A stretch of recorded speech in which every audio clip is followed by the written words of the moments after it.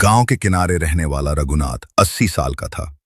उम्र ने उसके बाल सफेद कर दिए थे, लेकिन मन के भीतर एक अजीब बेचैनी अब भी जिंदा थी।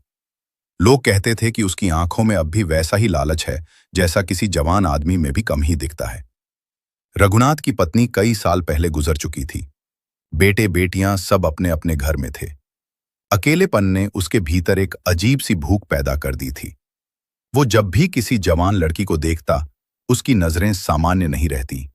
गांव वाले उससे दूरी बनाने लगे थे। एक दिन गांव में नई नई रहने आई एक विधवा महिला सीमा अपने 10 साल के बेटे के साथ बगल वाले घर में रहने लगी। रघुनाथ की नजर उस पर पड़ते ही उसका हवसी मन जाग उठा। वो सीमा की हर हरकत पर ध्यान देने लगा। कब वो कुएं से पानी भरने जाती है, कब आंगन में कपड़े सुखाती है। शुरू में वो सीमा से मदद के बहाने बातें करता। बिटिया, जरा ये लाठी पकड़ाना, मेरी आंखें कमजोर हो गई हैं। बिटिया, कभी घर का बना खाना भी भेज देना, अकेले में अच्छा नहीं लगता। सीमा को शुरू में ये एक बुजुर्ग का सामान्य व्यवहार लगा। उसने दया के भाव से मदद की, लेकिन धीरे धीरे उसे समझ आया कि रघुनाथ की नजरें कुछ और कहती हैं।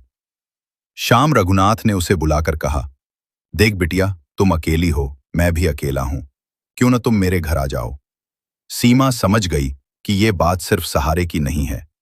उसने साफ मना कर दिया। उसके बाद से वो उससे दूरी बनाने लगी। रघुनाथ का हवसी मन जब और अधिक असफल हुआ तो उसकी बेचैनी गुस्से में बदल गई।